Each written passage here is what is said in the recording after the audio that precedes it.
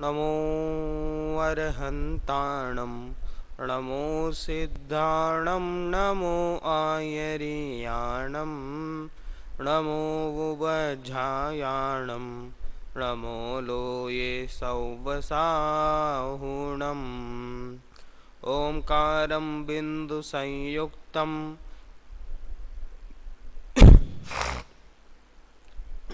ओंकारं बिन्दुसंयुक्तं योगी धायन्ति योगिनः कामदं मोक्षदं चैव ओंकाराय नमो नमः। मंगलम भगवान वीरो मंगलम गौतमो गणी मंगलम कुंद कुंदार्यो जैन धर्मोस्तु मंगलम सर्वमंगल मांगल्यम सर्वकल्याणकारकम प्रधानम सर्वधर्मानां जैनम जयतु शासनम जैनम जयतु शासनम जैनम जयतु शासनम। ज्ञान समान न आन जगत में सुख को कारण ये परमामृत जन्म जरा मृत्यु रोग निवारण। सुर असुर इंद्र नरेंद्र वंदित कर्म मल निर्मल करण वृष तीर्थ के करतार श्री वर्धमान जिन शत शत नमन। तीर्थंकर की धुनि गणधर ने सुनी अंग रचे चुनी ज्ञानमयी सो जिनवर वाणी शिव सुखदानी त्रिभुवन मानी पूज्य भई। समय सार वैभव का निर्मल भाव अर्घ्य उर में लाऊं अहम को खल शुद्धो चिंतन कर अनर्घ्य पद को पाऊं। कुंद कुंद आचार्य देव के चरण पूज निज को द्याऊं सब सिद्धों को वंदन कर ध्रुव अचल सुअनुपम गति पाऊं। लक्ष्मी निवास निलयम विलीन विलयम निधाय हृदय वीरम आत्मानुशासनमहं वक्षे मोक्षाय भव्यानाम। आत्मानुशासन ग्रंथ की चर्चा अपनी चल रही है। 14 नंबर श्लोक तक की चर्चा कल हम कर चुके हैं। कल 10 प्रकार के सम्यक्त्व की चर्चा हुई। उसके पहले दिन सम्यक्त्व की महिमा लक्षण स्वरूप आदि का विवेचन हमने किया था। इस प्रकार सम्यक्त्व की चर्चा पूरी हुई। अब यहाँ शिष्य का ऐसा प्रश्न है कि सम्यक्त्व को ही पहला क्यों रखा जाता है। 4 आराधनाओं में सर्वप्रथम सम्यक्त्व को क्यों रखा आपने। ज्ञान को पहले रखते, चारित्र को पहले रखते, तप को पहले रखते, किसी को भी पहले रखते, सम्यक्त्व को बाद में रखते। सम्यक दर्शन को सबसे पहले क्यों रखा, उसका वर्णन क्यों किया। ऐसी क्या अनिवार्यता है कि सम्यक दर्शन का वर्णन पहले करना पड़ रहा है। आचार्य समंतभद्र ने रत्नकरंड श्रावक आचार बनाया। रत्नकरंड श्रावक आचार किसके लिए है ग्रंथ? श्रावकों के लिए। श्रावकों के लिए लिखा। और क्या लिखा, ग्रंथ का नाम क्या रखा? श्रावक आचार। श्रावकों के आचार का वर्णन करेंगे। तो श्रावकों के आचरण का वर्णन करने के लिए ग्रंथ बनाया। और पहला अधिकार क्या लिखा? सम्यक दर्शन। सबसे पहले अधिकार सम्यक दर्शन। और ग्रंथ का नाम क्या रखा? श्रावक आचार। आचार का वर्णन करना है, आचरण का वर्णन करना है। और सबसे पहले सम्यक दर्शन का वर्णन किया 41 श्लोकों में। ऐसे पुरुषार्थ सिद्धि उपाय आचार प्रदान ग्रंथ है जिसमें प्रथम सम्यक दर्शन है। ऐसे ही जितने भी शास्त्र हैं आचार संबंधी, उन सभी में आप देखें सम्यक दर्शन को प्रथम कहा गया है। अष्टपाहुड़ में आचार्य देव ने पग पग में सम्यक दर्शन की महिमा की है, कुंद कुंद आचार्य ने। और 11 प्रतिमाओं का नाम आपने सुना होगा। 11 प्रतिमाओं में प्रथम प्रतिमा का नाम क्या है? दर्शन प्रतिमा। और दूसरी प्रतिमा का नाम व्रत प्रतिमा है। तो पहले दर्शन प्रतिमा का नाम क्या है?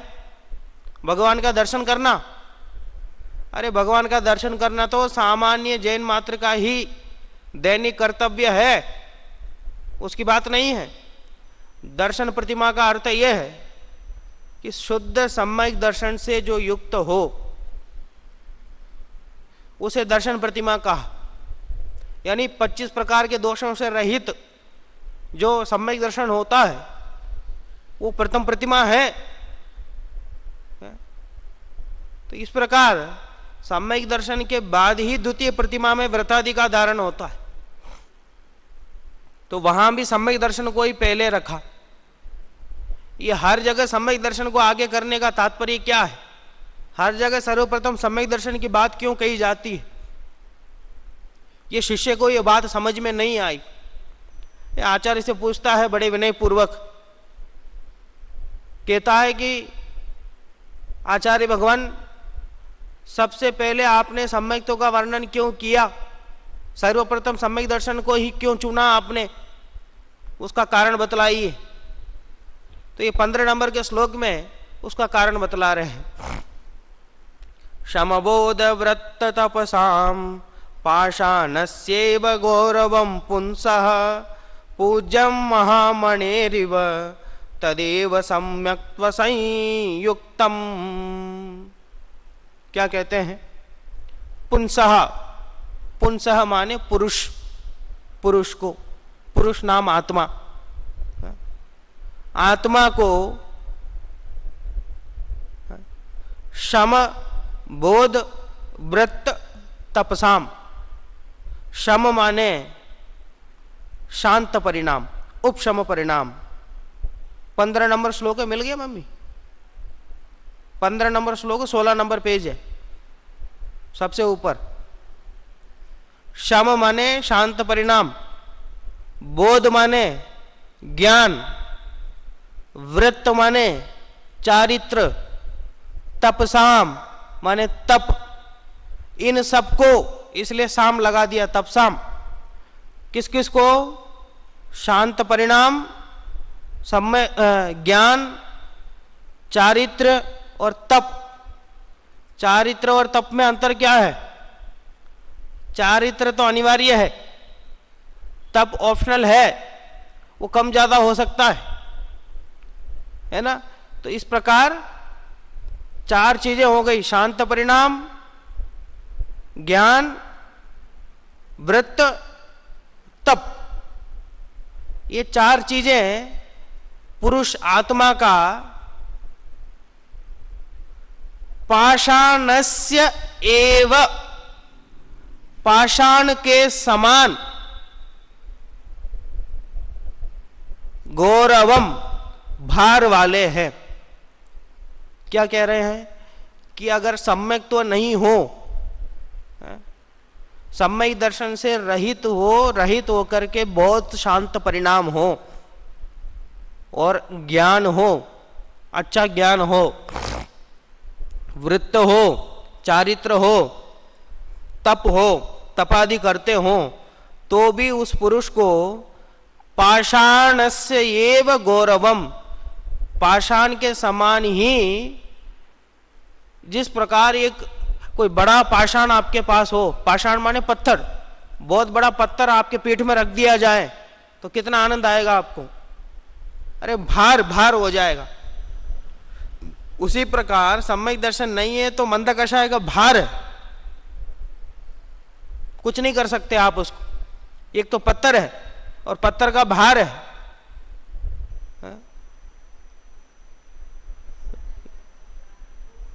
हाँ, सम्यक दर्शन से रहित ये सब होवे, ये भार के समान है। हाँ, वो नीचे की लाइन में बता रहे, भार के समान अधिक वजन वाले हैं, विशेष फलदायक नहीं है। जिस प्रकार हम भार लेके चलते हैं, वो भी पत्थर का भार है, पत्थर में क्या बिकेगा, उसकी क्या कीमत मिलेगी? कोई कीमत नहीं है। नीचे देखो, तदेव, वही कौन? शम, बोध, व्रत, तपसाम, वही शांत परिणाम, वही ज्ञान, वही चारित्र, वही तप, तदेव, वे ही सम्यक्त्व संयुक्तम। अगर वे ही सम्यक्त्व के संयुक्त है, सम्यक दर्शन से सहित है, तो पूज्यम, पूज्य हो जाते हैं। कैसे? महामणेरिव, महामणि के समान, महामणि के समान वो पूजनीय हो जाते। महामणि और पत्थर दोनों एक ही जाती है, दोनों पाषाणी है। ये जो सामान्य पत्थर हमको दिख रहा है और मणि दिख रही है, ये दोनों एक ही जाति के हैं, जाति एक समान ही है। ये भी पुद्गल है, वो भी पुद्गल है, वो द्रव्य की अपेक्षा तो एक ही है। इसके अलावा पत्थर की अपेक्षा भी है। हीरा है, क्या है? ये रत्न आदि है, सब क्या पत्थर ही तो है, और क्या है? बस इनकी विशेष कीमत है, लेकिन जो पहाड़ में जो पत्थर है उसकी कोई कीमत नहीं है। उसी प्रकार सम्यक दर्शन से युक्त अगर मंदकषायी परिणाम हो, सम्यक दर्शन से युक्त ज्ञान हो, सम्यक दर्शन से युक्त चारित्र हो, सम्यक दर्शन से युक्त तप हो, वो महामणि के समान अत्यंत फलदायक हो जाते हैं और पूजनीय हो जाते हैं। और सम्यक दर्शन से रहित अगर मंदकषाय हो, ज्ञान हो, चारित्र हो, तप हो, तो वो बहुत सारा पत्थर जिस प्रकार वो भार वहन का कारण हो जाता है और उसकी कोई कीमत भी नहीं मिलती है, वैसे ही हो जाता। सम्यक दर्शन है तो सब कुछ बढ़िया है, और सम्यक दर्शन नहीं है तो जितना है सब बेकार है। ये आचार्य देव ये बात कह रहे हैं, मूल श्लोक में ये बात लिखी है। ये सम्यक दर्शन की महिमा है। कह रहे भैया सम्यक दर्शन के बिना जो भी करोगे, कहीं तो जैन की परिभाषा भी यही लिखी है कि जो सम्यक दृष्टि है उसे जैन कहा जाता। जो जिन आज्ञा माने सो जैन। तो जिन आज्ञा कौन माने? जो सम्यक दृष्टि वो माने। तो सम्यक दर्शन के बिना धर्म की शुरुआत ही नहीं है, जैन पने की शुरुआत भी नहीं। सम्यक दर्शन के बिना अंक, बिना बिंदी, शून्य शून्य शून्य शून्य शून्य शून्य शून्य, कितने ही शून्य लगाते जाएं उनकी कोई कीमत नहीं है। वैसे ही जितने ही मंदकषाय परिणाम हम कर ले, कितने ही ज्ञान कर ले, कितना ही चारित्र कर ले, तब कर ले, अगर सम्यक दर्शन नहीं है तो उनकी कोई कीमत नहीं है। वैसे ही उस शून्यों के सामने एक नंबर लगा दिया जाए तो सबकी कीमत बढ़ जाती है, सभी शून्यों की कीमत बढ़ती है। वैसे ही अगर सम्यक दर्शन हो जावे तो सभी जो वर्तमान हमारे पास ज्ञान है, वर्तमान उपशम परिणाम है, वर्तमान चारित्र तप है, सबकी कीमत पड़ जाती है। सम्यक दर्शन की महिमा है। कोटि जन्म तप तपे, ज्ञान विन कर्म झरेजे, ज्ञानी के चिन्ह माही त्रिगुप्ति ते सहज टरेते। ये क्या होता है? एक तो बेचारा कोटि जन्म तक तप कर रहा है, और एक छिन्न माही क्षण भर में त्रिगुप्ति से मन वचन काय की एकाग्रता करके आत्मा में लीन हुआ, इतने में कर्मों की निर्जरा हो गई। कश्चित परमानंदे जायते, कोई ऐसा परमानंद उत्पन्न होता है, वह परमानंद कर्मों को जला देता है। बोलो साहब, ये तो पक्षपात हुआ कि कोई तो करोड़ों वर्षों तक तप कर रहा है, उसको तो थोड़े से कर्मों को तुमने नाश किया, और कोई तो 1 मिनट बस इतना सा तप किया, इतना सा आत्मा का अनुभव बस किया, और उसको इतने सारे कर्मों को एकदम नाश कर दिया। ये तो गलत बात है साहब, ये तो पक्षपात हो गया। अरे कोई पक्षपात नहीं है, वस्तु स्वरूप है। गलत दिशा में पुरुषार्थ करने वाले के साथ ऐसा ही होता है, और सही दिशा में पुरुषार्थ करने वाले को फल तुरंत मिलता है। ये तो जगत का स्वरूप है। तो कोई सारा जीवन जल को बिलोने लग जावे मक्खन निकालने के लिए, जल को बिलोने न लग जाए। जब पैदा हुआ 2-4 साल का हुआ, जब क्या कहना चाहिए, जब तक हाथ पैर चलाना सीख गया तब से उसको बिठा दिया, एक बाल्टी में पानी दे दिया, उसमें वो डंडा डाल दिया, मथनी बोलते, क्या बोलते उसको, वो डंडा डाल दिया, रस्सी दे दी, भैया खींचते रहो बेटा। और 90 साल तक उसकी उम्र थी मान लो, और 90 साल तक उस बाल्टी को अब बिलोता रहा बिलोता रहा बिलोता रहा, 90 साल तक रुका ही नहीं, करता रहा। और एक व्यक्ति आया और उसने एक बाल्टी में छाछ ली, मथनी डाली, अब उसको मक्खन निकालने में कितना टाइम लगेगा बताओ? नहीं साहब, ये तो पक्षपात है। वो 90 साल से कर रहा बेचारा, सारा जीवन भूल गया, खाना पुना भूल गया, घूमना फिरना भूल गया, शादी वादी करी नहीं, किसी से मिला जुला नहीं, बेचारा एक ही काम करता रहा, और तुमने उसको इतना सा मक्खन नहीं दिया। अब ये आया 10 मिनट में इसने इतना सारा मक्खन निकाल दिया, ये तो गलत बात है साहब। अरे सही गलत की परिभाषा क्या जानते हो तुम? और हम सही गलत होते कौन है? हम किसी को फल देने वाले होते कौन है? व्यक्ति अपने कार्य से अपना फल पाता है, अपने परिणामों से, अपने अभिप्राय से अपना फल पाता है, अपना पुरुषार्थ से अपना फल पाता है। तो हम किसी को फल देने वाले कौन हैं? हम जिसको सम्यक दृष्टि घोषित कर देंगे, क्या जरूरी वो सम्यक दृष्टि होगा? हम जिसको मिथ्या दृष्टि घोषित कर देंगे, ये जरूरी वो मिथ्या दृष्टि होगा? आखिर हमारे प्रमाण पत्र की कीमत क्या है?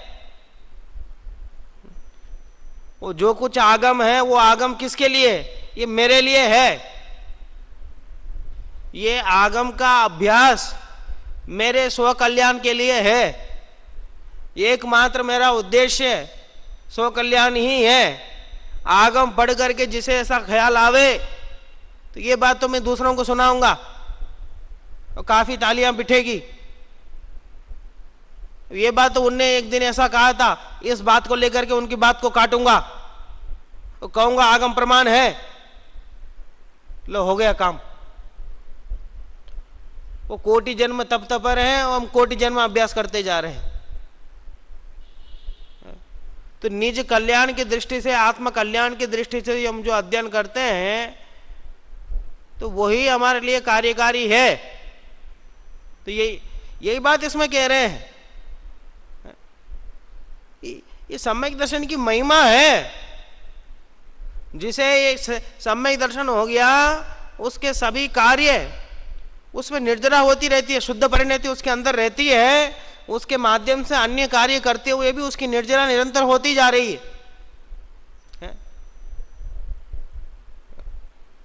लेकिन हम लोगों की दृष्टि ऐसी हो गई है, शास्त्र अनुकूल सोचने की हमारी दृष्टि कहाँ है? अभी मैं आपसे पूछता हूं, सारे आग्रह छोड़ करके और अभी जो अपनी बात जो चल रही है उसको गौन करते हुए अपने हृदय से जवाब देना। तो एक व्यक्ति यहां बैठा है, एकदम ध्यान में लीन है, ऐसा ध्यान में लीन है कि उसकी शरीर की चमड़ी निकाल दे, उसमें नमक मिर्ची लगा दे। क्या कहा?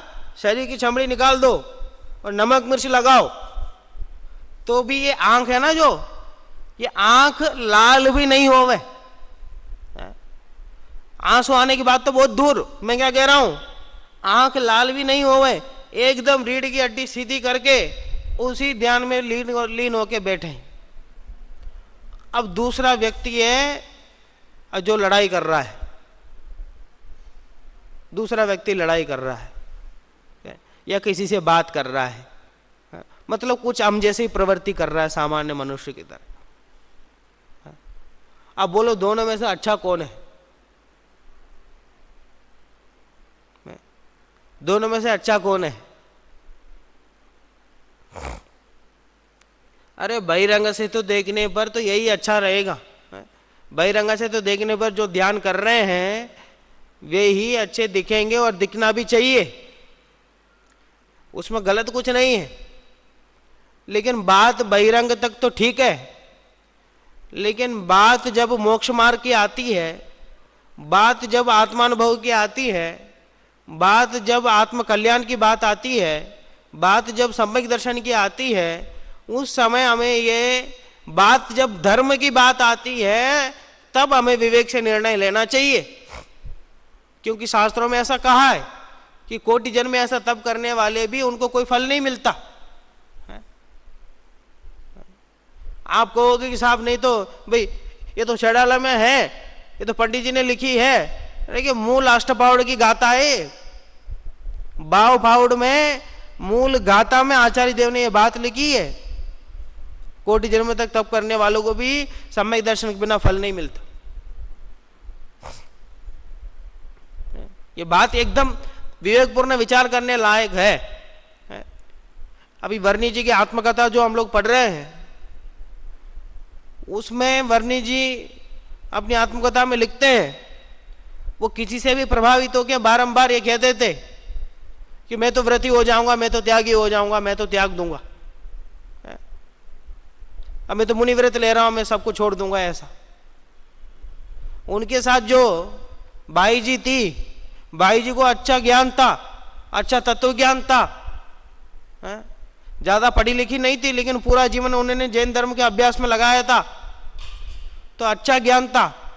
तो वो बराबर टोकती रही, भैया तुम्हारा वैराग्य 2 दिन का है, हम जानते हैं, तुम्हें बहुत अच्छे से जानते हैं कि पहले अगर तुम्हें व्रतादि धारण करना हो तो सम्यक दर्शन करो पहले तो, ये शरीर से मैं भिन्न हूं ऐसा सोपर वेद विज्ञान करो,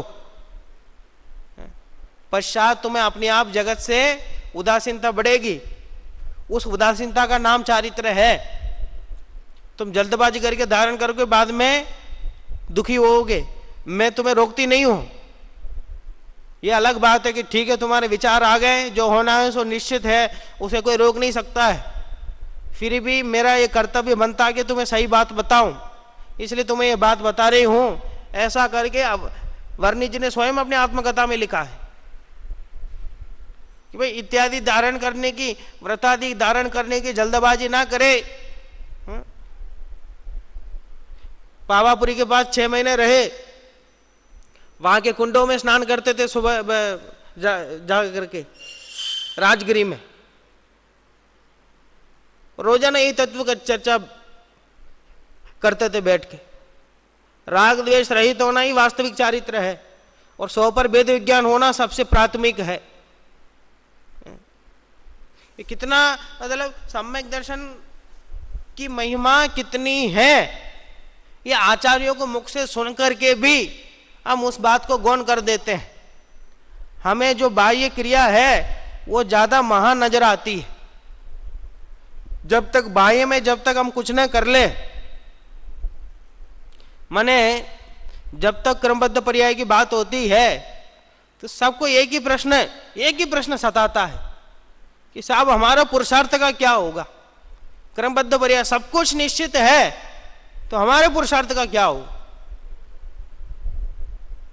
हम जो दिन रात शास्त्र स्वाध्याय कर रहे हैं, अभ्यास कर रहे हैं, पूजा पाठ आदि कर रहे हैं, विधान आदि कार्य कर रहे हैं, उपवास आदि कर रहे हैं, हमारा क्या होगा है? हमारे पुरुषार्थ का क्या होगा है? ये बताओ आप, अगर सब कुछ निश्चित है तो है? हमेशा प्रश्न उठता है जब भी क्रमबद्ध पर्याय की बात करते, तो प्राय मैं जवाब यही देता हूं उनको। उसमें लिखा भी है स्पष्ट है कि भैया पर में कुछ करने को ही तुम पुरुषार्थ क्यों समझते हो। पुरुषार्थ की परिभाषा तो समझो पहले, पुरुषार्थ किसे कहते हैं। पुरुषेते इति पुरुषार्थ। पुरु माने आत्मा, आत्मा में रमन करने का नाम ही पुरुषार्थ है, जानना देखना ही पुरुषार्थ है। और तुम्हें लगता है कि पर में कुछ करना शरीर आदि के माध्यम, शरीर तो पर है, शरीर आदि के माध्यम से कुछ क्रिया करने का नाम ही तुम्हें लगता है कि यह पुरुषार्थ है। कोई एकदम दौड़ के चला गया वहां तक, बहुत जल्दी से, तो तुम्हें लगता बहुत अच्छा पुरुषार्थ किया साहब। हाँ? कोई 50 किलो लेके चला गया बहुत दूर तक, साहब बहुत अच्छा पुरुषार्थ किया है। किसने अपने माता पिता की सेवा की, बोले साहब बहुत पुरुषार्थ किया इसने, अंत तक अपने माता पिता की सेवा की। वो पुरुषार्थ की परिभाषा ही हमारे दिमाग में गलत बनी हुई है, इसलिए हमें लगता है कि हमारे पुरुषार्थ का क्या होगा। अरे जड़ चेतन की सब परिणति प्रभु अपने अपने में होती है, अनुकूल कहे प्रतिकूल कहे यह झूठी मन की वृत्ति है। कि जड़ चेतन की परिणति सब अपने अपने में हो रही है। शारीरिक क्रिया क्या होनी है, कैसी होनी है, ये सब अपने आप में निश्चित है। और हमें ये बड़ा दंभ होता है, इस बात का दंभ भरते हैं कि मैंने किया, मैंने किया, मैंने किया, मैंने किया, मैंने ऐसा कर दिया, मैंने ऐसा कर दिया, मैंने ऐसा कर दिया। कुछ प्रतिकूल हो जाए तो दुख होता है, कुछ अनुकूल हो जाए तो खुशी होती है कि भैया दोनों ही तुमने नहीं किया, ऐसे ही होना था। लेकिन निमित्त निमित्त संबंध इतने घने हैं, वो हमें लगता है कि हमने किया है। अभी बैठे बैठे मैं कहूं कि प्रवचन मैं नहीं कर रहा हूं, ए पंडित जी मजाक मत करो आप। कितने लोग इस बात को मानने को तैयार है। और निमित्ताधीन दृष्टि इतनी दृढ़ हो गई है, इतनी मजबूत हो गई है, इतनी गहराई में जाकर के बैठी हुई है, इस साक्षात सामने लिखा हुआ होने पर भी, आचार्यों के द्वारा बारंबार समझाए जाने पर भी यह बात समझ में नहीं आती है। ये बहुत ये भार कह रहे हैं, भार, इसको आचार्य देव भार है, ये भार डोरे हम जबरदस्ती का। जैसे कुत्ते का उदाहरण दिया टोडरमल जी ने, जिस प्रकार कुत्ता गाड़ी के नीचे चलता है और ये समझता है कि गाड़ी को मैं चला रहा हूं, तो ये भी चलता जाता, गाड़ी जैसी चलती जाती है, ये भी चलता जाता है। और बीच में मोड़ आया तो गाड़ी तो मुड़ गई इधर, कुत्ता रह गया इधर, तो बहुत दुखी होता है, हाथ पैर चलाता है कि देखो मेरी गाड़ी जा रही है, मेरी गाड़ी जा रही है। अरे भाई, ऐसे ही हमारा भी हाल है। ये जो भी कार्य हो रहा है, ये तो शरीर संबंधी कार्य तो छोड़ो, शरीर संबंधी वेद विज्ञान भी हमें नहीं है। हम तो अभी तो हमें नौकर्म संबंधी बाह्य संपत्ति आदि अन्य जो कार्य, अन्य द्रव्य आदि के जो काम करा रहे हैं, अभी उनसे ही वेद विज्ञान नहीं हुआ है। हमें तो उनमें तो अभी कर्तृत्व है। इसलिए आचार्य देवों ने सबसे पहले सम्यक दर्शन का उपदेश देकर के कर्तृत्व छुड़ाया है। प्रथम अगर कर्तृत्व से निर्भर हो जाओ तो पुरुषार्थ का नाम जानना देखना है केवल, बस। जगत के जितने भी काम हो रहे हैं ये सब जानना देखना ही हमारा सच्चा पुरुषार्थ है। अगर एक बार को मान लें कि चलने का नाम पुरुषार्थ है, उपवास करने का नाम पुरुषार्थ है, वजन लेके चलने का नाम पुरुषार्थ है, तीर्थ यात्रा करने का नाम पुरुषार्थ है, दौड़ने का नाम पुरुषार्थ है, जो काम सामान्य लोग 10 दिन में करते हैं 8 दिन में करने का नाम पुरुषार्थ है। अगर इसको हम पुरुषार्थ मान ले वे तो सिद्ध भगवान पुरुषार्थहीन हो जाएंगे। बोलो, सबसे बड़ा पुरुषार्थी कौन है? सिद्ध भगवान है कि नहीं है? सबसे बड़े पुरुषार्थी हैं। अगर परद्रव्यों से ही हमारा पुरुषार्थ सिद्ध होता तो जो मुनि दीक्षा लेते हैं वो परद्रव्यों को त्याग करके क्यों जाते हैं? अगर शरीर से पुरुषार्थ हमारा सदता होता तो शरीर का त्याग क्यों करते हैं ज्ञानी जन? शरीर से वेद विज्ञान क्यों करते हैं? और शरीर से पुरुषार्थ सत्ता होता तो उपसर्ग में तो शरीर को नाश हो रहा है, शरीर को जलाया जा रहा है, लेकिन वहां उत्तम पुरुषार्थ हो रहा। ऐसा उत्तम पुरुषार्थ हुआ कि मोक्ष हो गया। मोक्ष होने में क्या पुरुषार्थ किया बताओ? शरीर जल रहा है बाहर से, 5 पांडव हैं, उनमें से 3 पांडवों का बाहर से शरीर जल रहा है। उस समय ऐसा क्या पुरुषार्थ हुआ होगा बताओ? उस समय तो हाथ पैर हिला भी नहीं सकते थे। अरे उत्तम पुरुषार्थ हुआ उस समय, जानने देखने रूप, रंच मात्र भी राग द्वेष नहीं हुए, केवल जानने देखने रूप रहे, ज्ञान रूप रहे, दर्शन रूप रहे, उत्तम पुरुषार्थ हुआ तो मोक्ष हो गया। ये पुरुषार्थ की परिभाषा हमको समझ में नहीं आ रही, इसलिए हम समझते हैं परद्रव्य में कुछ करने का नाम पुरुषार्थ है, तो सब कुछ निश्चित है, तो हम क्या करें, हम क्या करें, हम क्या। अरे जानना ही तो हमारा पुरुषार्थ, जानना ही तो है। देखो मैं ऐसा बैठा हूं, सामने वो ट्रेन जा रही है, वो क्या बोलते हैं, वो जो मालगाड़ी होती है वो बहुत लंबी होती है, तो वो एक एक डिब्बा करके निकलता जा। तो आप क्या कर सकते हैं? आप अपनी ट्रेन में बैठे हैं, सामने एक खिड़की है, देखने के लिए एक थोड़ा सा द्वार है, और सामने से बड़ी लंबी वो गाड़ी जा रही है, मालगाड़ी। तो क्या करे बैठे बैठे? नहीं ये डिब्बा मेरा है, नहीं ये डिब्बा उसका है, नहीं इसको मैं पकड़ता हूं, यहीं से चिल्लाए जोर जोर से, भैया शांति से देखो, जितने डिब्बे जा रहे हैं एक एक करके, एक समय में एक डिब्बा आ रहा है और आता जा रहा है। अरे बस यही है, शांति से यही देखना है। ये ऐसे ही हम अंदर बैठे हुए हैं, ये आंख का द्वार हमको मिला हुआ है, इसके माध्यम से हम जान रहे हैं, 5 इंद्रियों का द्वार मिला है, इसके माध्यम से हम जान रहे हैं कि भैया जिस समय जो जानने में आ जाए, जिस समय जो डिब्बा जानने में आ जाए, शांति से उसको जान लो बस। उसमें ये मेरा डिब्बा है, ये बढ़िया है, ये बड़ा है, ये छोटा है, ये बुरा है, इन विकल्पों में मत उलझो, केवल जाननहार देखनहार रहो बस। यही पुरुषार्थ है, और इसी पुरुषार्थ से सिद्ध बना जाता, अरहंत बना जाता है। और ये बात बहुत सामान्य लगती है हमको ऐसा लगता है नहीं जानने में क्या है, जानने में क्या है, कुछ करेंगे तो कुछ होगा। अरे करना हमारे हाथ में है क्या, ये तो सोचो, और हमारे करने से होगा क्या, ये भी तो सोचो। हमारे करने से कुछ बदलाव थोड़ी होगा, अगर हमारे निमित्त से ऐसा होना होगा तो सहज होगा।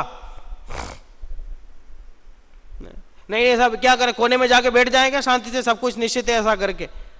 अगर ऐसा निश्चित होगा तुम जाके कोने में बैठोगे ही बैठोगे, अगर निश्चित होगा। अरे तो उसको टालने में ना इंद्र समर्थ है ना जिनेन्द्र समर्थ। कार्तिकेय अनुप्रेक्षा में स्पष्ट लिखा आचार्य कार्तिकेय स्वामी ने, जो जिस समय जैसा होना है, जिस विधान से होना है, जिस निमित्त से होना है, वह वैसा ही होकर रहता है। हम कहीं नहीं साहब, हम ये मान ले सब कुछ निश्चित कोने में बैठ जाए। अगर तुम्हारे कोने में बैठना में निश्चित होगा तो तुम कोने में बैठोगे, उसको बदल नहीं सकते। इंद्र समर्थ नहीं है, जिनेन्द्र समर्थ नहीं है, तो हम कहां से समर्थ होंगे?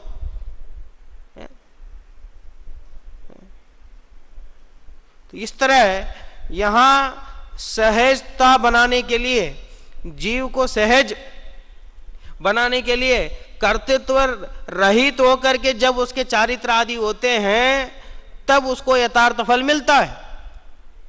सम्यक दर्शन पूर्वक अभिप्राय में विपरीत अभिनिवेश रहित मैं शरीर का करता हूं, इस प्रकार विपरीत अभिनिवेश से रहित होकर के जो मंद कषाय परिणाम होते हैं, और जो ज्ञान होता है, और जो चारित्र होता है, और जो तप होता है, वह उसके लिए कल्याणकारी है, वह महामणि के समान है। और इसके बिना जो मंद कषाय बोध चारित्र और तपादि होते हैं, वे पत्थर के समान भारी। देखिए श्लोक पढ़ता हूं। समबोध वृत्त तपसाम पाषाणस्येव गौरवं पुंस पूज्यं महामणेरिव तदेव सम्यक्त्व संयुक्तम। प्रशम ज्ञान चारित्र और तप पाषाणों के भार समान, किंतु यदि सम्यक्त्व सहित तो मनिवत गौरववान। अर्थ पढ़ता हूं। पुरुष अर्थात आत्मा का मंद कषाय रूप उपशम परिणाम, शास्त्राभ्यास रूप ज्ञान, पापों के त्याग रूप चारित्र और अंशनादि रूप तप का महत्ता पत्थर के बोझ समान है, अर्थात विशेष फलदायक नहीं है। किंतु ये सब यदि सम्यक तो सहित हो तो महामणि के गुरुत्व के समान है, पूजनीय है, अर्थात बहुत फलदाता है और महिमा योग्य है। कह रहे कि कोई कीमत नहीं है इनका, विशेष फलदायक नहीं है, कर लो आप जितना करोगे, लेकिन सौ पर वेद विज्ञान नहीं है तो कुछ फल मिलने वाला नहीं। सौ पर वेद विज्ञान है, श्रद्धान है तो फल मिलने वाला है। इसलिए सबसे पहले सम्यक्त को वर्णन किया जाता है, ऐसा उन्होंने कहा। समंतभद्र आचार्य ने तो यहां तक लिख दिया कि सम्यक्त के समान इस जीव को उपकार करने वाला इस जगत में दूसरा कोई नहीं है। सम्यक्त के समान इस जीव को उपकार करने वाला इस जगत में दूसरा कोई नहीं है, और मिथ्यात्व के समान इस जीव को अपकार करने वाला इस जगत में दूसरा कोई नहीं है। हर जगह दूसरा कोई नहीं है ऐसा लिखा। इसका मतलब क्या है कि इस जीव का एकमात्र उपकारी सम्यक्त्व है और इस जीव का एकमात्र अपकारी मिथ्यात्व है। मिथ्यात्व के कारण संसार परिभ्रमण है, सम्यक्त्व के कारण संसार से मुक्ति है। इसलिए कहा मोक्ष मगल की प्रथम सीढ़ी या बिन ज्ञान चरित्र, सम्यकता न लहे सो दर्शन धारो भव्य पवित्रा, दोल समझ सुन चेत सयाने काल वृथा मत खोवे, यह नर भव फिर मिलन कठिन है जो सम्यक नहीं हो। त्रस पर्याय में मनुष्य भव का मिलना ऐसा है जिस प्रकार एक पत्थर उठाया हमने, बहुत काल से हम खेलते खेलते गए, जंगल में घूमते घूमते गए, एकदम मस्ती करते हुए गए, तो नीचे से एक पत्थर उठाया और ऊपर आकाश में फेंका और आगे चल दिए घूमते घूमते। भाई ऐसा रास्ता हो जहां कोई ऐसे सामान्य तौर पर आता जाता नहीं हो, जंगल का रास्ता हो, वहां घूमते घूमते गए और ऐसी मस्ती चढ़ी, नीचे से पत्थर उठाया, ऊपर फेंके और चल दिए। तो वो पत्थर जितने समय के लिए वो ऊपर हवा में रहा, आकाश में रहा, उतने समय के लिए मनुष्य पर्याय मिलती है, और नीचे जमीन में वापस आकर के गिर जाता है। गुरुत्वाकर्षण के कारण पत्थर ज्यादा समय तक नहीं रह सकता, नीचे गिर जाता है।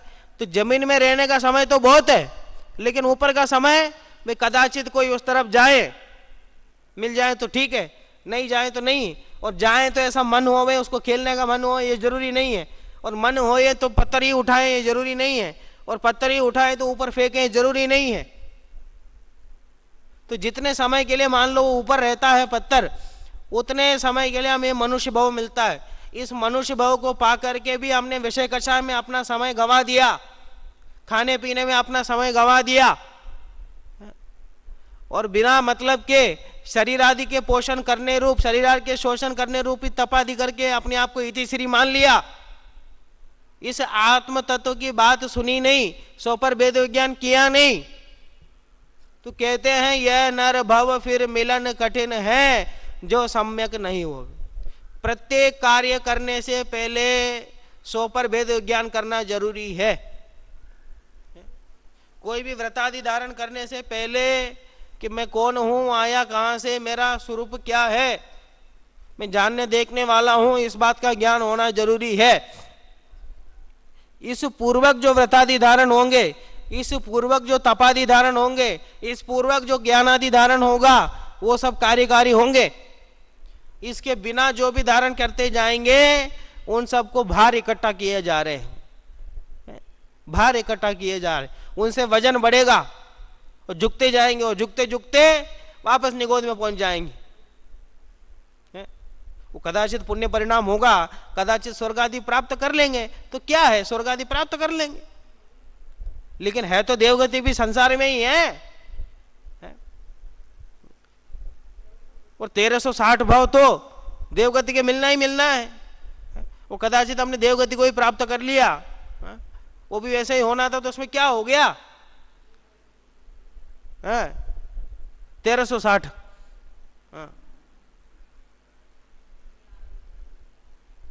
है हाँ, 1260 कि 1360, 1260 मतलब 740 है, तो आप उसी हिसाब से लगा लो, तो 1260, 740 और इधर से 1260, 1300, 2000। फिर जो सादिक है उसमें सादिक में से मनुष्य भाव आदि मिलते। तो इस प्रकार तो सर्वप्रथम सम्यक्तों की ही महिमा यहाँ आचार्य देव गा रहे हैं, कि कह रहे हैं कि सम्यक्तों के बिना अब कितना अर्थ करें उतना कम है इस श्लोक का। देखिए भावार्थ पढ़ता हूं। जिस प्रकार पाषाण और मणि की एक ही जाति है, परंतु कांति की विशेषता के कारण अधिक भार वाला होने पर भी पाषाण की महिमा नहीं की जाती, तथा अल्प भार युक्त होने पर भी मणि की विशेष महिमा की जाती है।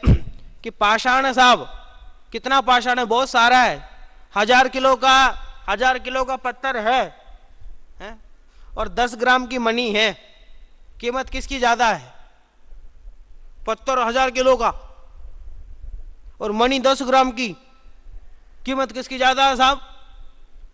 पूरे वजन तो देखो आप पहले, अरे वजन चाहे जितने भी हों, लेकिन कांति की विशेषता किसमें है, चमकदार कौन है, कि मणि है। उसी प्रकार मिथ्यात्व और सम्यक्त्व सहित क्रियाओं की एक जाति होने से, क्रियाएं तो समान होंगी, क्रियाएं तो एक जाति है, एक जाति होने पर भी अभिप्राय की विशेषता के कारण मिथ्यात्व सहित क्रिया का बहुत भार वहन करने पर भी उसकी कोई महिमा नहीं होती, और सम्यक्त्व सहित क्रिया का किंचित भार वहन करने पर भी उसकी महिमा बहुत होती है। मिथ्यात्व रहित बहुत ज्यादा क्रिया आदि का आचरण कर ले वे, कोई महिमा नहीं है, और सम्यक्त्व से सहित किंचित मात्र भी कर ले तो उसकी महिमा बहुत है। अभिप्राय की विशेषता है, अभिप्राय की विशेषता होने से ये फर्क पड़ा है।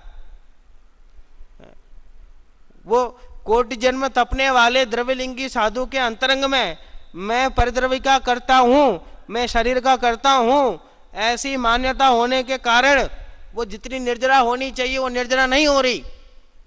और यहां सम्यक दृष्टि को कि मैं परिद्रविका करता धरता नहीं हूं, मैं तो जानन आ रहा हूं, ऐसा आत्मानुभव होने के कारण, वो शुद्ध परिणति के कारण उसको कर्मों की निर्जरा हो रही है, उसकी महिमा है उतने सम्यक दर्शन है। तो इस प्रकार हमको ये बात समझनी चाहिए। तो जितने भी मंद कषाय परिणाम है, ज्ञान है, चारित्र है और तप है, ये अगर सम्यक तो सहित हो तो इनकी विशेषता बढ़ जाती है, इनकी कीमत बढ़ जाती है, इनकी कांति बढ़ जाती है। अगर यही मंद कषाय परिणाम, ज्ञान, चारित्र और तप सम्यक दर्शन से रहित हो तो इनकी कीमत नहीं है, इनकी कांति नहीं है, इन विशेष फलदायक नहीं है। यह बात स्पष्ट है इसमें आचार्य देव ने कहा। एक बार श्लोक पढ़ता हूं। समबोध व्रत तपसाम पाषाणस्येव गौरवं पुंसः पूज्यं महामनेरिव तदेव सम्यक्त्व संयुक्तम। इस प्रकार ये 15 नंबर श्लोक की चर्चा अपनी पूर्ण हुई। आचार्य देव की आज्ञा के अनुसार हम भी सम्यक दर्शन को प्राप्त करके हमारे जो मंद कषाय रूप परिणाम है, तप है, चारित्र है, ज्ञान है, इसको सार्थक करें और शीघ्र मोक्ष मार्गी हों, ऐसी मंगल भावना से।